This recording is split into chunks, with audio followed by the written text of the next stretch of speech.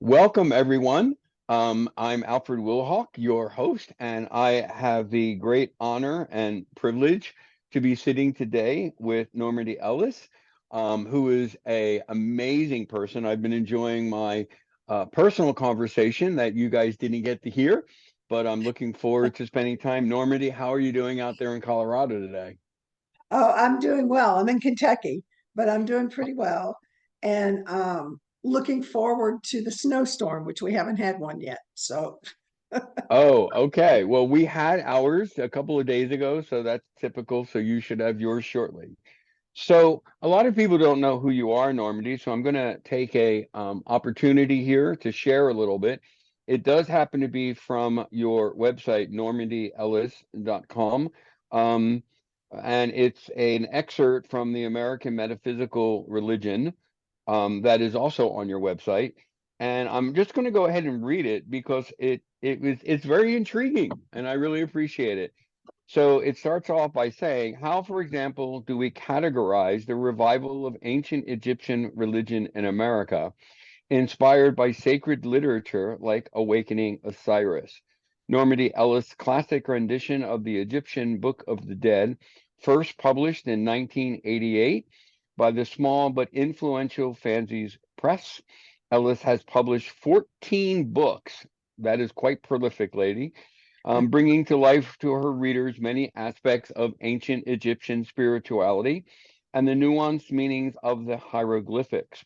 She is also a spiritualist minister in Camp Chesterfield, a clairvoyant medium certified by the Indiana Association of Spiritualists, and earned her doctorate of divinity with a dissertation that investigates beliefs in the existence of angels across Western, Eastern, and Silk Road traditions, including the Yazidi beliefs about Peacock Angel, and in personal correspondence about her research used with her permission, she writes, I discovered primarily that angels are a state of consciousness.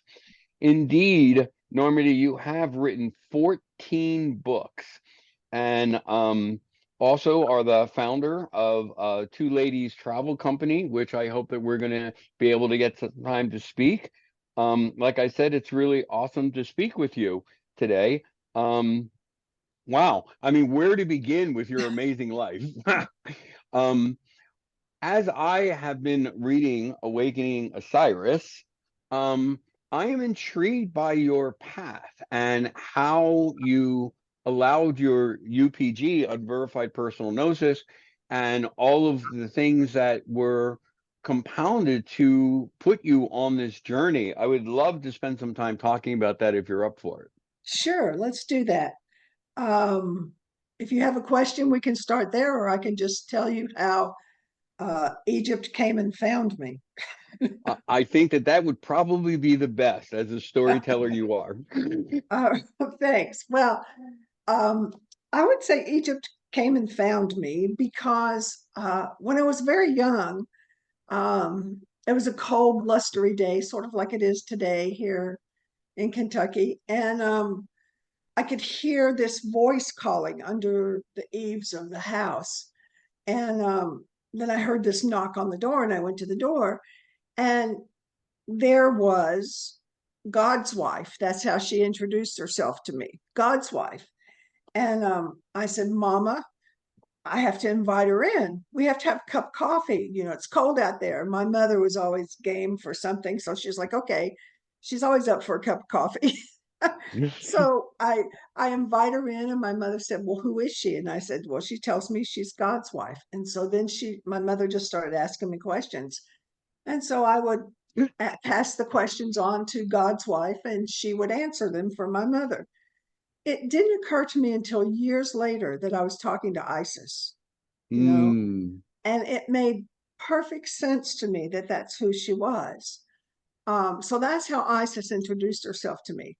Through that, I ended up studying all kinds of mysticism. I got very intrigued with Dion Fortune when I was a young woman. And so I studied Dion Fortune's work. Uh, and then after that, I ran into a friend of mine who was just back from Vietnam. He lived up the street from me. and his name was Robert. And he said, "Oh, I love Dion Fortune, but I bet you should be reading the Book of the Dead." So he walked me across the street to the bookstore, pulled Budge's translation of the Book of the Dead out, and said, "Here, I'm going to give this to you and buy it for you." And I said, "Okay." And so I started reading it. I didn't start translating it, but I started reading it. And then it turns out later, part of the story is that Robert was trained as a Rosicrucian when he went to Vietnam and assisted souls in transition while he was there.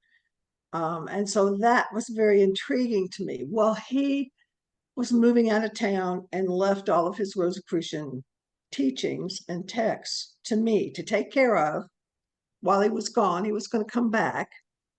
Uh, Long and short of it was he never made it back. He died. Hmm. And so those books that he had given me and the insistence that I read the Book of the Dead just became this powerful, overwhelming hand of God, goddess, pointing to these texts and saying, "Do this." Um, the closet where I kept them all would kind of go, whoa, whoa, whoa, So I thought, wow, there's something to this. When I was in graduate school in Boulder, taking a translation workshop, I worked in Spanish for a while. And then the professor asked us to take our second language, which I didn't have a second language. So I said, he said, "What looks interesting to you?" I said, "Oh, well, hieroglyphs." He said, "Okay, great. Get some translations of other people, get a translinear text and a copybook, and just start going at it and see what you can come up with." I said, "Okay." So I started doing that. The class ended and I just kept doing it. It was like a 10-year project. I started from the beginning to the end of Budge's Book of the Dead. And I'd start translating it by looking at the words. What did they mean? And then it was like, well, that if I do the meaning, then I'm missing all the beauty of the actual symbols that's in there. So I wanted Mm. to go back and add, the texture of the thingliness, my friend Robert Kelly would call it. And so I would go back and do that. And then I went, they're doing these puns in the language, and that doesn't show up in the translation. So I have to go back and play with how the language is working. And so I spent 10 years going through that book three Mm. times, three times, front to back, front to back, front to back. And, you know, Robert, no, Ezra Pound. Robert told me about Ezra Pound. And he said, Pound says there's three things that make a poem work: uh, logopia, phenopia, and melopia. Melopia is the melody, the sound of it. Logopia is the story of it, and phenopia, like a phantom, is the imagery of it. And he said, if you can get a piece of writing to work on all three levels, he said, you will be engaged in working on a masterpiece. I was like, okay, cool. Let's try it. It's fun, you know. So that's why it took me 10 years. Um, but if you picked my book up and you looked at it side by side with Budge's book, it would not look exactly the same because Budge didn't do that. He only worked with the literal translation. Oh, this word must mean that, you know. Hmm. But we all know that as poets, words mean much, much more. And in the ancient Egyptian language, words were how the world was made. Words were the understanding of the consciousness. And it can't just be, this word is that. It's like this word is an explosion into a whole other realm Hmm. of being. It's a whole other consciousness. In the beginning was the word. Yes, it Hmm. was. And that's what the ancient Egyptians said. So Ptah opened his mouth and light sprang from his lips. That's how the Hmm. world began. So I kind Hmm. of took a page out of their book and worked on it that way. So that's part of the story. And then after the 10 years, I was married at the time. My my husband said, "You're wasting your time. You should just throw that Mm. stuff away. It's been, years since you were engaged in that program. You should, focus on your job and help put me through college. Mm-hmm. So big fight. I was going to throw it away. And so I was driving up the road one night with everything in my back seat. And all of a sudden, I look in my rearview mirror, and there's my friend Robert's face right in front of Mm-hmm. me. And I knew it was him, but he looked very much like you, bald as an Egyptian priest. And, and so I thought, oh, this is just my imagination, right? So I kept driving, and he reached out and he put his hand on my shoulder. When this spirit touched me, it was just like I'd stuck my finger in a light socket, you know. Mm-hmm. And I screamed, and I could hear my voice going, wow, wow, wow. It was very strange. Finally got the car stopped, and he's still there. And so I say to him, Robert, don't ever do that again. You scared the hell out of me.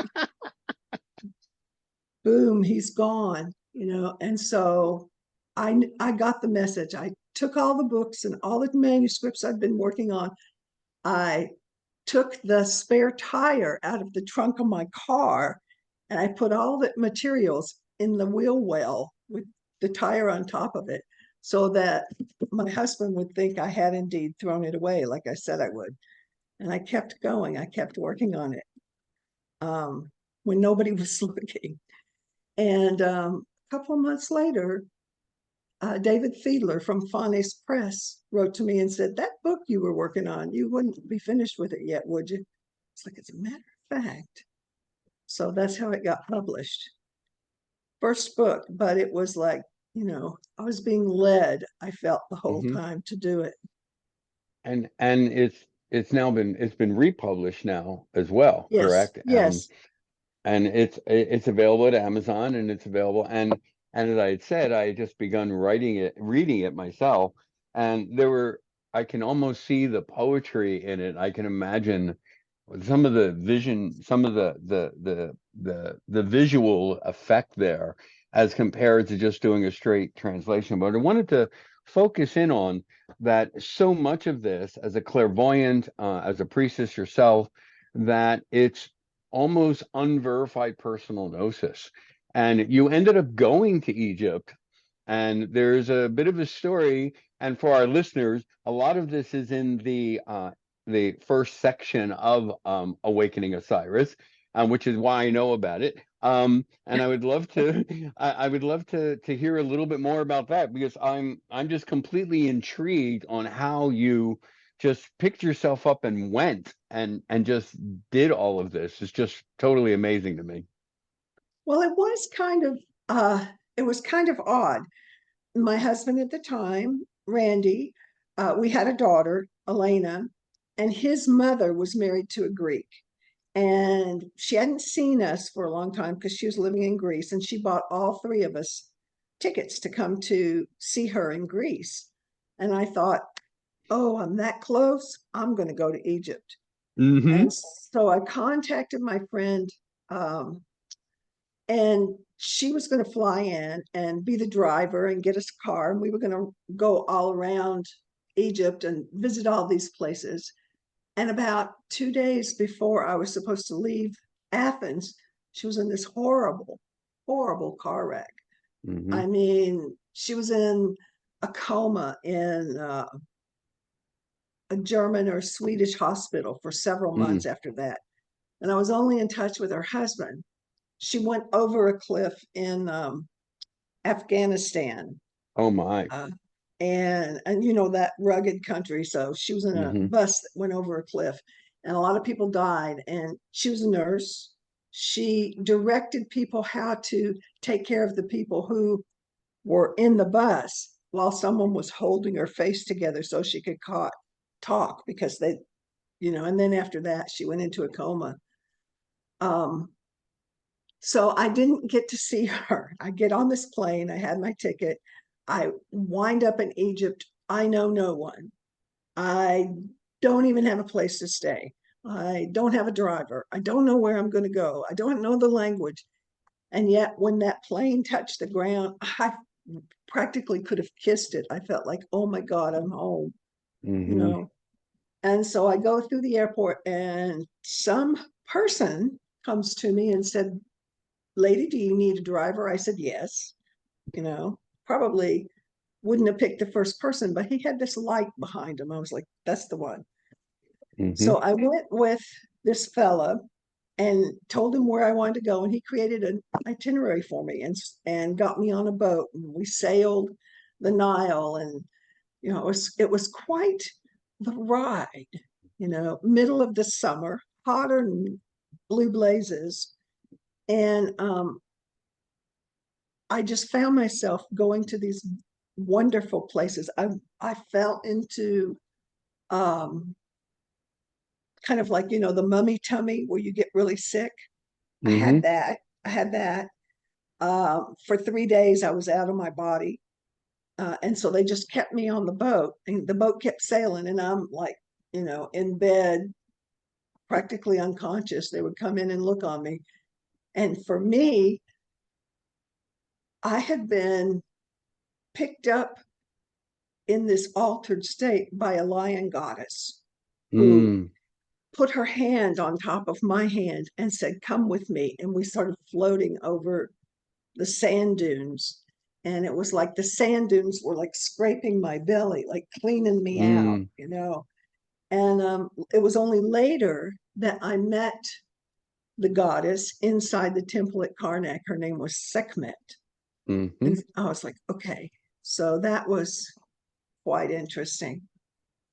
Um, yeah, and I ended up in a lot of really incredible places, just traveling by myself. And then a year later, um, I got a call from Jean Houston, who had uh, taken several chapters of Awakening Osiris and read them on audio tape. Mm-hmm. That's when they used to have cassettes. That's how old it was. Mm-hmm. Mm-hmm. But she had read it, and I met her. And when we met, she took my hands and looked me in the eyes and said, "Oh, lady, you have no idea who you are." And I was like, "What? I'm just this lady with a kid, and I work a job, and nice to meet you, Ms. Houston." She's like, "No, you're coming with me." So she took me to Egypt for the next time. We had 98 people on 2 buses, and Mm-hmm. she asked me to help her with her trip. She said, "Because you Mm-hmm. know it, you just step on the ground and you know it." And it was true. I would get out of the bus, and where did we go? We went to Akhenaten's city, where there's nothing. There's absolutely nothing there except an obelisk, and it's just this low walls about that high where things used to be. And so we stepped down off the bus, and Jean walks over to me and says, "What are we doing here?" And I looked around, and I just opened my mouth, and this stuff came out about the light and the sun. And I don't know where it came from, but it was a wonderful experience. I really learned that I knew Egypt from the inside out. It wasn't that I had read a ton of stuff about it, which I had, obviously, but it was like it was coming from inside Mm-hmm. out. And I have been so blessed by this place, Mm-hmm. my other home. And I've just been going back to Egypt as often as I can. I think I've been 30 times. Wow. Yeah. And which kind of leads us to I want to come back to this, but that kind of leads us into the Two Ladies Travel Company that you have, Yes. where, with the travel company, you talk about visiting the sacred sites, experience of a lifetime, special tours, and there's a particular statement that you have there, and I want to read it. It says, "Once you travel the world, the places and the people always touch your heart in a special way. The way the light falls across the horizon and the sun rises, the sounds of the city waking up around you, the sights and sounds may be foreign, but yet so familiar. You'll feel it in your bones and want to go back again and again." I kind of think you're talking personally there. You're Oh, talking about yes. yourself. You're talking about I yourself. I definitely am. And I think so, it's amazing. Even as I hear you read that, I can feel inside me what it was like to lie in my bed. I was in this apartment building where we were staying, and the loudspeaker for the mosque was next door. Mm-hmm. The loudspeaker would start every single morning at sunrise with the call of the muezzin, and it would Mm-hmm. wake me up. It would just run all the way through me, and I kept feeling how holy it was. Some people are frightened by the Islamic tradition, but how holy it is to Mm-hmm. wake up to the call to prayer. Mm-hmm. It is amazing to think that that's what we do. And when you're in an ancient temple, and if you were an ancient priest or priestess, that's the first thing you would do. The light would come up on the Mm-hmm. horizon, and at that Mm-hmm. moment, you knew it was coming because you could tell by the way the constellations were lining up in the sky. You'd say, "Oh, I have 15 minutes to go downstairs and light the temple fire." And Mm-hmm. so the priest would go down and light the fire and awake the god or the goddess, call them Mm-hmm. awake, pray them awake, Mm-hmm. awake, awake, oh beautiful Isis.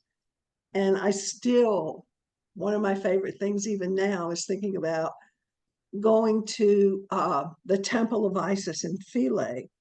Mm-hmm. And we always go in the dark, always in the dark. And we go into the sanctuary in the dark, and we stay and we pray. And then we come out and sit on the wall that's kind of surrounding one of the kiosks, and wait for the sun to come up, sitting Mm-hmm. on the wall. And it's beautiful. It is just beautiful. The cats come and rub up against your leg, and the birds go swooping through the trees. It's just an amazing, amazing moment to sit there in the silence. It's called Mm-hmm. the island of silence. Mm-hmm. And yeah, it's beautiful. It's very beautiful. Well, and it's interesting as I'm watching and speaking with you, I can feel how it's from the inside out and how that um all of this experientially is more than just experiencing something on the outside, and it's more than just the reading of the books. It's that there's this innate connection to Yeah. the ancient Egyptian structure, um, which kind of brings us around. And one of the things that is really interesting based on our earlier conversation is that you were saying that that at the current time that one of your um, things that you're bringing out to people now is that you want them to write their own books of the dead. And I really want to talk about that, but I also want to just take a minute for those who aren't familiar that, you think about it in a Western way and you say the book of the dead. So why do I want to read about dead people? But what does that really mean, the book of the dead? I mean, what do we mean? Why is it called the book of the dead, for goodness sakes? Yeah, because when we found it, the papyrus scrolls were rolled up and they were under their armpits or something inside the coffin with the deceased person, or they were on the tombs written on the walls, you know. Um, that's why it was called the Book of the Dead, but that's not what the Egyptians called it. They called it the Book of Coming into Light, Hmm. which I think is what it is, and it's just, you can read it when you're dead. Your spirit, yes, can still read it. If it has learned how to read in this lifetime, it can read it. The spirit can go up and look on the walls and see what's written, but it's much better if you've read it before you die. It's kind of Hmm. like your Bible. It's much better if you've read it before you die. And the Egyptians would say that the scribe was twice blessed because he would be the one who read different chapters of the Book of the Dead over and over and over again so that he could write it for someone else. Hmm. And what they did is that you could go, basically, they had like I imagine it like a shoe salesman's, here's a box that's got this script in it and this script in it and this script in it, and these are the ones that you need. You have to have a book of confessions. You have to have a book of praise to the divine. You have to know the names of the guardians in the underworld. And so what else do you want? So you could pick and choose as much as you wanted to put in your book of coming into light. Now, Budge's version that I had spoken of is probably the longest one that we've ever seen. It was 172 chapters. It was like 75 feet long. There was no wall in the British Museum that could hold the whole thing. So he cut it up and put it on the wall. And I just thought, oh my gosh, he cut it up. But then I guess he tried to put it back together by putting all the chapters in his version of the papyrus of Ani, the Book of the Dead. Ani was a scribe who taught other scribes. That's why he had so many copies of it. And in fact, his text is in various other people's handwriting. And the pages are just glued together, to become his book. Yeah, so there are very many different kinds of things that you can do. Some of my favorite chapters are the chapter of transformations, the book of becoming. Those are some of my favorite ones, because that's where you get the idea that your consciousness, given enough thought to a particular scenario, can meld with the consciousness of anything it likes, an animal, a lotus, so becoming the lotus is one of my favorite ones in terms of the chapter. Becoming a hawk divine, becoming a phoenix. That's quite a wild little transformation in becoming. I have a little story about that. My friend Nikki Scully, she got into studying ancient Egypt because her husband, Rock Scully, was the tour manager for the Grateful Dead. And when they played at, Cairo at the Great Pyramid, there was a big conference there. She was there. That's when she fell in love with Egypt. So when Jerry Garcia died, she went up to Jerry in his coffin and read him his favorite chapter of the Book of the Dead, which was Becoming the Phoenix. I really like the idea of someone reading Jerry Garcia Becoming the Phoenix. I wasn't there, but the thought of it thrills me. I'm glad that happened. Me too. Me too.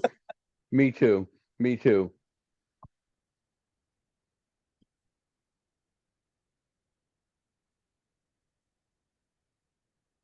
Okay.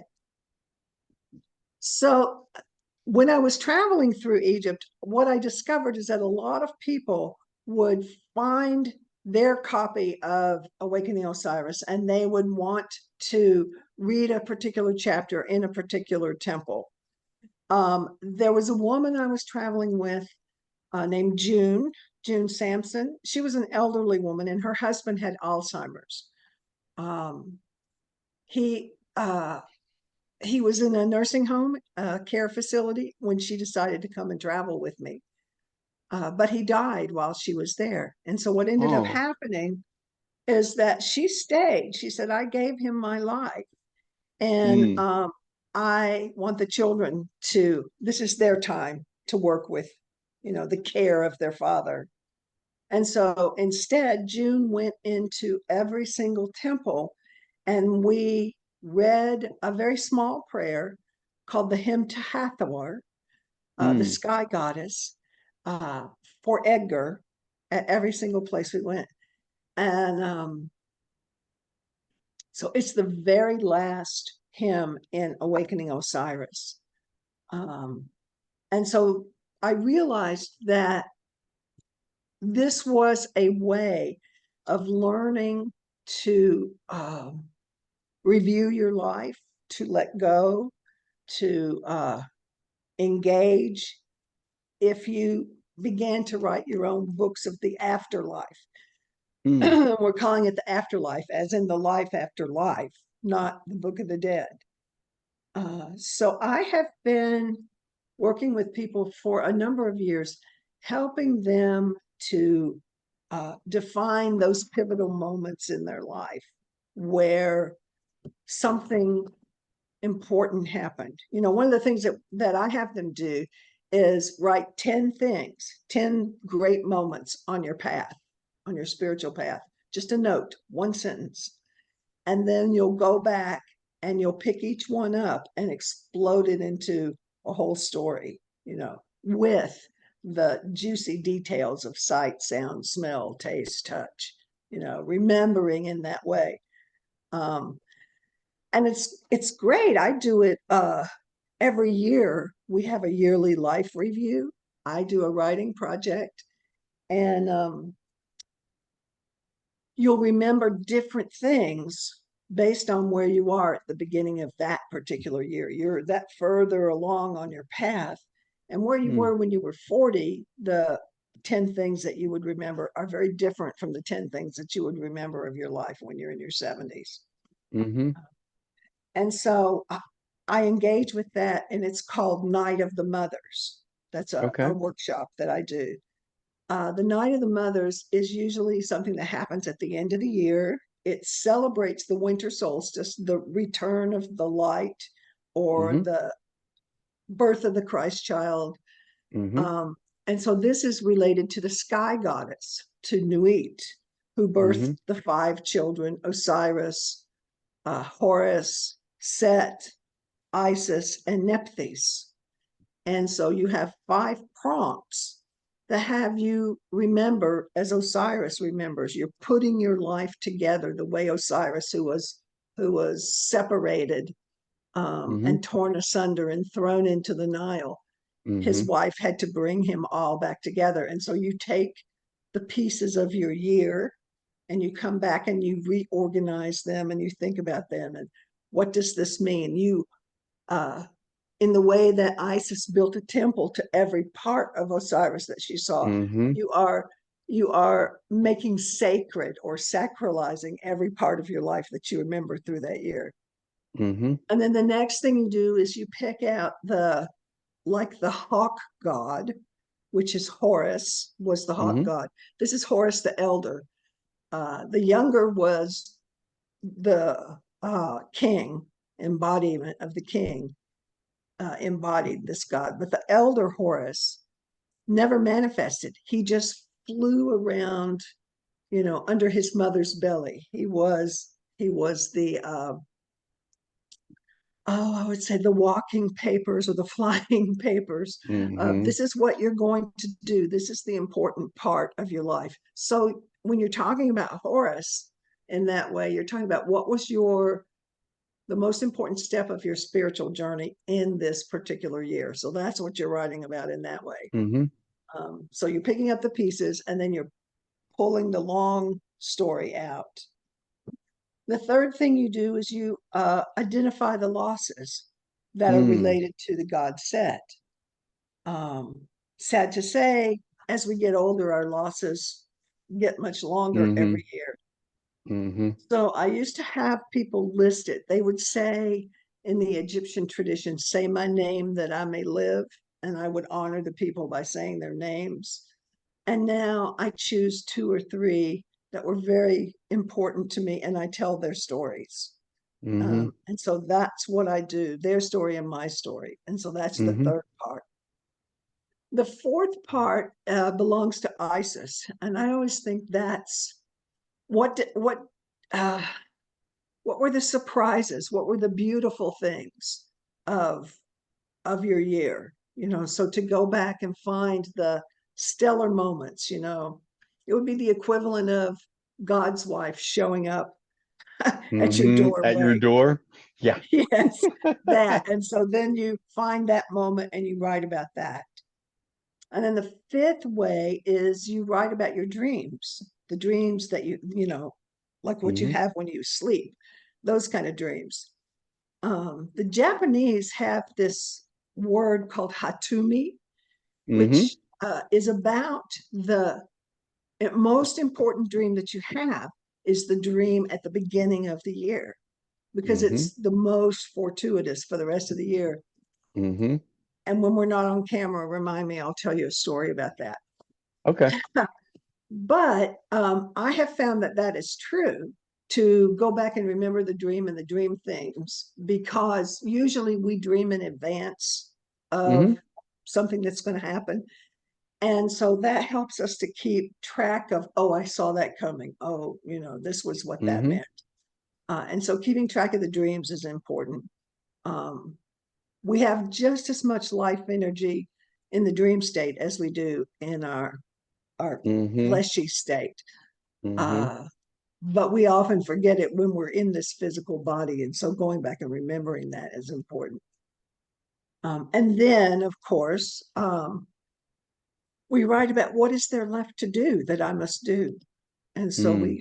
we gather that information. Now, that's one process of writing a spiritual autobiography that I do. Also, I will have people go through and write their becoming poems if they're writing about the Book of the Dead. What do they want their consciousness to transform into? Mm-hmm. So we write about that. When they are on the other side and they are approaching the shadow figures of their life. Okay. Mm-hmm. Even the sun god Ra has shadow figures. He has Mm-hmm. 72 shadow figures, and they all have names. Mm-hmm. For example, one of them is he whose head is on too high. That's one of the Mm. names of Ra's shadow. So it's Mm-hmm. like, oh, that's who he is when he thinks too much of himself, you Uh-huh. know. That's that ultra super ego thing. Mm-hmm, mm-hmm. There's another one that's called He Whose Head Is on Backwards. Well, that I've been that certainly in my life, and I know a lot of people. We talk about them at the water cooler. Oh, that guy's head's on backwards. You know? Mm-hmm. So, but it could also be thinking too much about living in the past. Mm-hmm. So there are other ways to interpret it, and so you can look at what are your shadow figures. You Mm-hmm. know, um, we write about the guardians of the gates. There are 7 gates in the underworld, Mm-hmm. and they have uh, literal guardians. They have messengers, Mm-hmm. and there are heralds who announce what's coming, announce Mm-hmm. you coming into that world. And so using that in a metaphoric way to Mm-hmm. have you go through the decades of your life. What were the Mm-hmm. passages?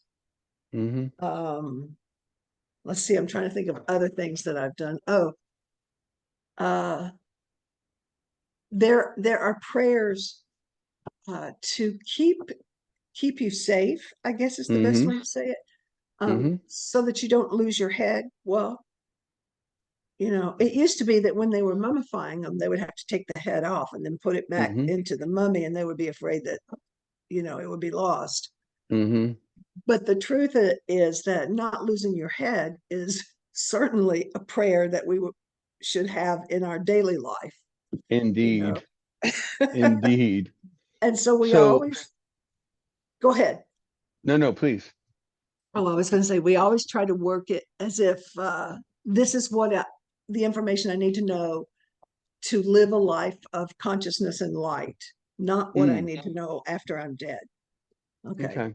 So so ultimately then the purpose of having people write their own book of coming and going, I see, I do listen to you, coming and going, is to not to relive past mistakes and so on and so forth, but to see your life in totality on your entire journey.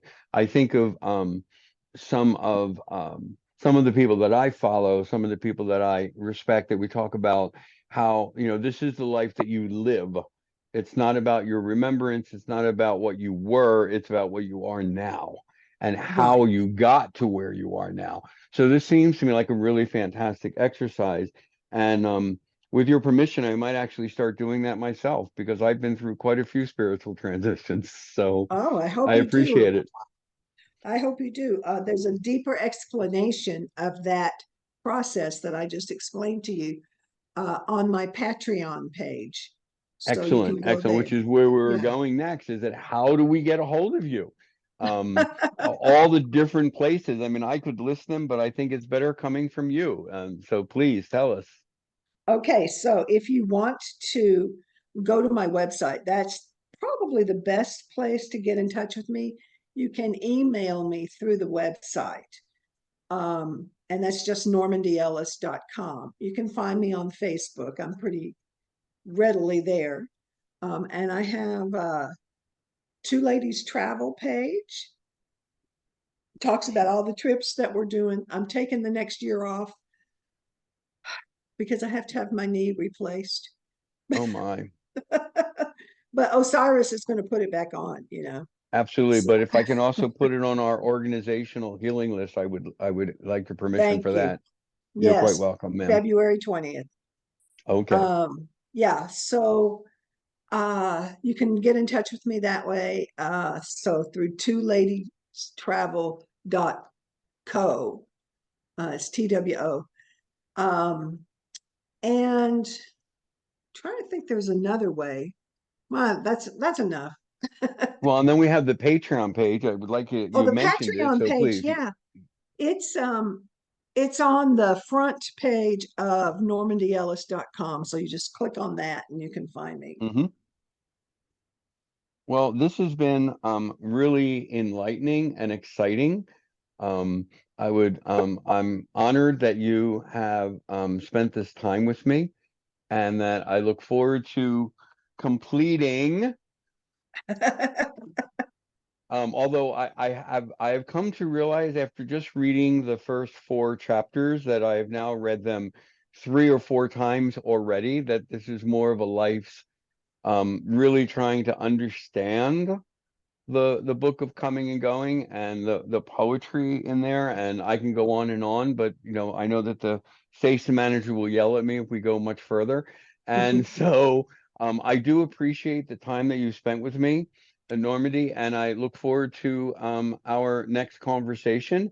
I'm Alfred Willowhawk. I've been speaking with Normandi Ellis, and thank you once again for spending this Thank time you. with us. Thank you. Namaste.